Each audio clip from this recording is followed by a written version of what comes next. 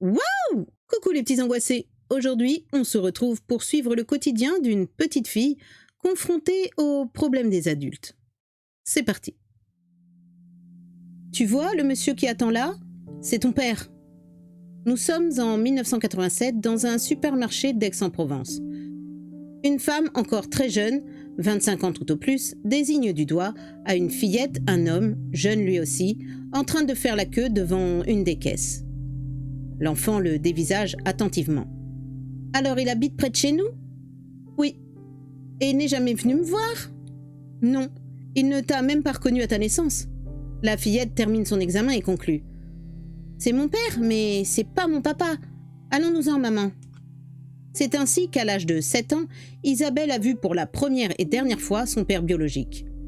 Mais ainsi qu'elle l'a dit, pour elle, ce n'est pas son père véritable. Celui qui occupe cette place, c'est son beau-père, Germain, que sa mère Hélène a épousé en 1981 alors qu'elle avait 1 an.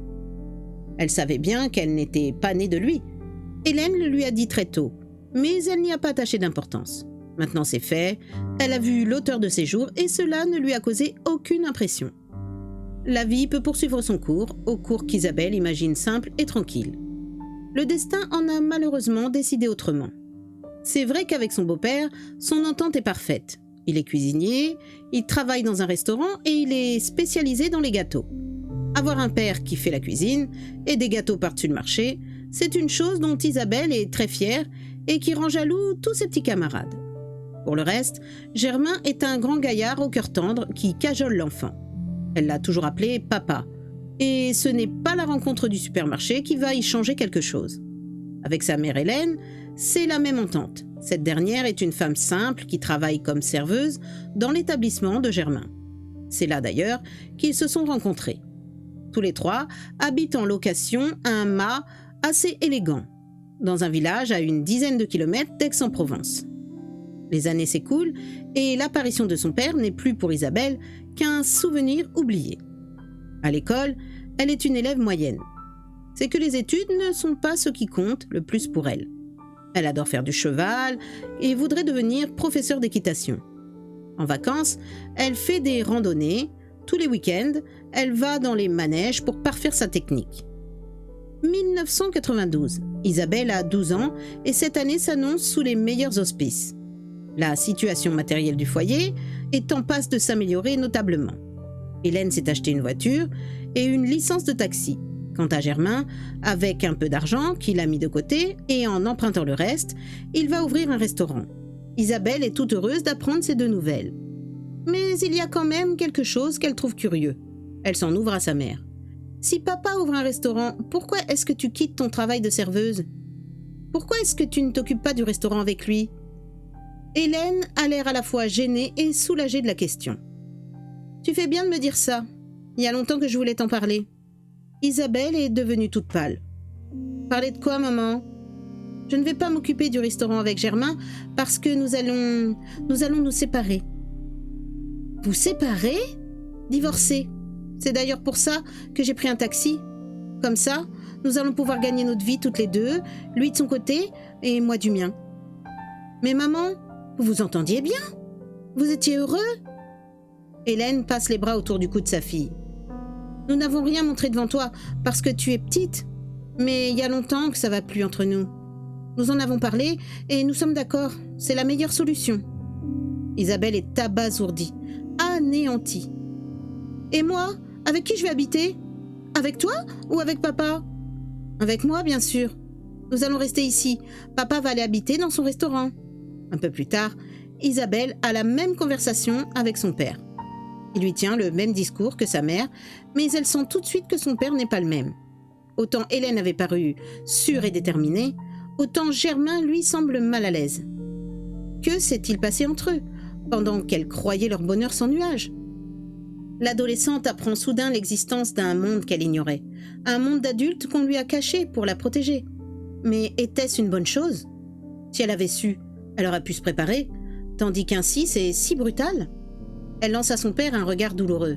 « Maman a dit que j'allais rester ici avec elle, alors je pourrais plus te voir ?»« Mais si, il y a un petit appartement au-dessus du restaurant. Tu viendras tous les mercredis et je te ferai des gâteaux. » « Papa, tu es vraiment d'accord pour quitter maman ?» Germain pousse un soupir. « Elle a dû te le dire. Nous en avons discuté. Nous avons pris la décision ensemble. »« Alors t'es heureux comme ça ?» Germain ne répond pas. Non, son beau-père, son père puisque c'est ainsi qu'elle l'appelle, n'est pas heureux. Isabelle peut s'en rendre compte les semaines et les mois qui suivent, lors des visites du mercredi au restaurant. Il est sombre, nerveux, préoccupé. Il s'intéresse beaucoup moins à elle qu'avant. Il lui a cuisiné des gâteaux les premières fois, puis il a cessé. Désormais, il ne fait plus que lui poser des questions sur sa mère. Comment est-elle? Qu'est-ce qu'elle fait? À qui elle parle? Isabelle répond toujours par l'affirmative. Oui, elle n'arrête pas, elle est triste. Avant que je vienne ici, elle m'a dit « T'embrasseras bien papa pour moi ». Mais Isabelle ment. Jamais sa mère n'a prononcé le nom de Germain, sauf pour des questions matérielles. Et elle n'est pas triste du tout, bien au contraire. Depuis sa séparation, elle s'est épanouie. D'ailleurs, elle ne dit rien. Mais elle doit avoir quelqu'un dans sa vie. Très souvent, elle rentre tard le soir, et plusieurs fois, elle n'est pas rentrée du tout. 1993. Isabelle a 13 ans. Sa vie a basculé depuis la séparation de ses parents. Sa mère s'éloigne d'elle chaque jour davantage. Elle est distraite, elle pense à autre chose. Sans aucun doute, à cet homme avec lequel elle est en train de refaire son existence. Et qu'elle amènera tôt ou tard à la maison, quand ils auront décidé de régulariser leur situation. Son père aussi s'éloigne d'elle, mais pas de la même manière. Lui, il ne va pas rejoindre quelqu'un par la pensée. Il se désintéresse d'elle comme s'il se désintéressait de tout, même de son restaurant, qui, elle s'en rend bien compte, ne marche pas bien du tout. Et même, elle s'en fait la réflexion, avec angoisse. Germain est bizarre, absent. Il doit prendre des médicaments. En tout cas, il boit, il sent l'alcool. Isabelle essaie désespérément de le retenir au bord de ce gouffre où elle le sent plonger. Elle se rend compte qu'elle n'y arrive pas et à chaque fois qu'elle le quitte, elle s'en va en pleurant. 10 avril 1993. Isabelle rentre de l'école. Sa mère n'est pas là. Elle travaille dans son taxi. L'adolescente monte au premier étage pour aller faire ses devoirs dans la chambre et elle pousse un hurlement. Là, cette forme qui se balance, c'est un pendu. C'est Germain, c'est son père. C'est à cet instant qu'un fossé s'ouvre entre sa mère et elle. Hélène, justement parce que son ex-mari s'est suicidé chez elle, pour qu'elle se sente responsable de sa mort, réagit avec violence. À l'enterrement, elle affiche une froideur qui surprend tout le monde. Elle déclare à qui veut l'entendre « Je me sens sereine, je suis pour rien dans tout ça ». Ce n'est pas l'avis d'Isabelle, qui est scandalisée par cette attitude. Avec toute la fougue et l'excès dont elle est capable à cet âge, elle déclare ultérieurement à sa mère une guerre sans merci, sans pitié. D'ailleurs, Hélène n'est plus sa mère. Elle n'est que la meurtrière de son père. Isabelle fouille dans ses affaires, ce qu'elle n'avait jamais fait, et découvre une pile de lettres. Avant même de les lire, elle sait de quoi il s'agit, sa correspondance avec l'homme qu'elle voit en cachette. Elle lit en tremblant. C'est bien cela, mais leur courrier date de longtemps. Il date du temps de son mariage. Hélène a trompé son père, et c'est pour cela qu'ils ont divorcé. Dans un état second, Isabelle court chez sa meilleure amie, qui habite un mât comme elle, pas loin, dans le lotissement. Elle tombe sur la mère de celle-ci, qui s'emploie de son mieux à dédramatiser la situation. Bien sûr, ce n'est pas bien de tromper son mari, mais ce sont des choses qui arrivent, tu sais. On aime les gens et quelquefois on cesse de les aimer. Ça t'arrivera peut-être quand tu seras plus grande. Tu ne peux pas condamner ta mère. C'est un monstre, c'est un assassin. Il ne faut pas dire ça. Elle a sûrement été éprouvée par la mort de ton père, mais elle le cache. Elle le cache à tout le monde, même à toi. Elle n'a rien éprouvé du tout. Si, de la joie. Isabelle. Mais Isabelle est partie. Elle est seule maintenant, puisque personne ne veut la comprendre. Seule? Non, pas tout à fait. Maintenant, ses camarades qui viennent lui rendre visite chez elle la voient s'en aller au milieu d'une émission de télé, d'un jeu ou d'une conversation. Elle leur dit « Je vais avec papa ». Et elle reste de longues minutes en silence dans l'entrée du premier étage, là où il s'est pendu. C'est au milieu du mois de juin que sa mère lui annonce, à la fin du repas, « Nous allons déménager ». Isabelle croit ne pas avoir entendu. « Qu'est-ce que tu dis ?»« C'est le mieux pour toi et pour moi. Ici, nous avons trop de souvenirs douloureux. Nous irons vivre à Aix. J'ai repéré plusieurs appartements très bien. » Isabelle se mord les lèvres. Elle ne doit pas parler de son père. Sa mère ne comprendrait pas, au contraire. C'est pour le fuir qu'elle quitte la maison et le village. Peut-être, mais a-t-elle prévu que son amant ira les rejoindre à Aix?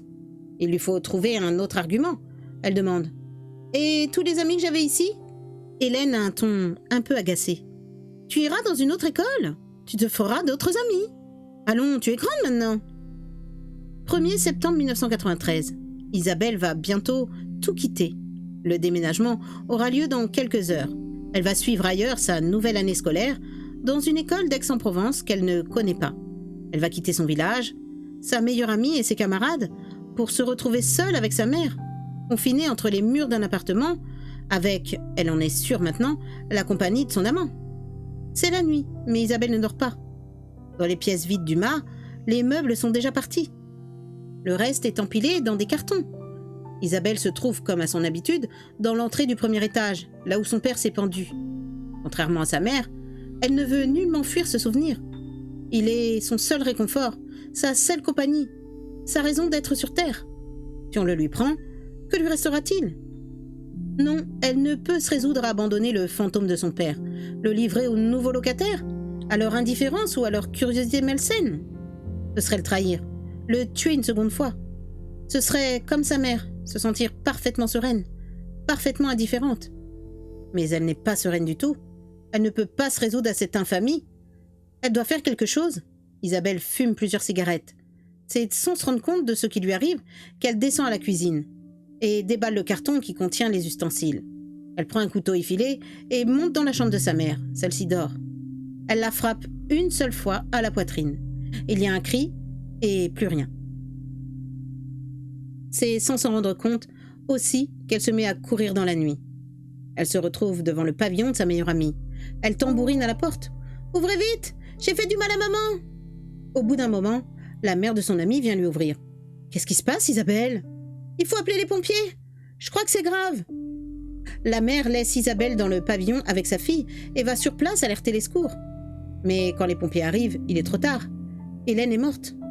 Au matin, les gendarmes viennent chercher Isabelle. Elle répète devant le juge pour enfants « Je ne voulais pas déménager ». C'est la seule explication qu'elle est parvenue à donner à son acte criminel. Y avait-il une explication d'ailleurs? Ne vaudrait-il pas mieux parler de fatalité? Dans cette histoire, tout aurait pu s'arranger, mais tout a mal tourné. Des facteurs en apparence insignifiants se sont ajoutés à des drames véritables et, à eux tous, ils ont eu raison de cet âge si fragile, si imprévisible qu'est l'adolescence. Voilà, c'est la fin de cette triste histoire. En voulant laisser leur fille en dehors des soucis qui ne sont pas de son âge, ils l'ont au contraire plongée en plein cauchemar. À bientôt les petits angoissés.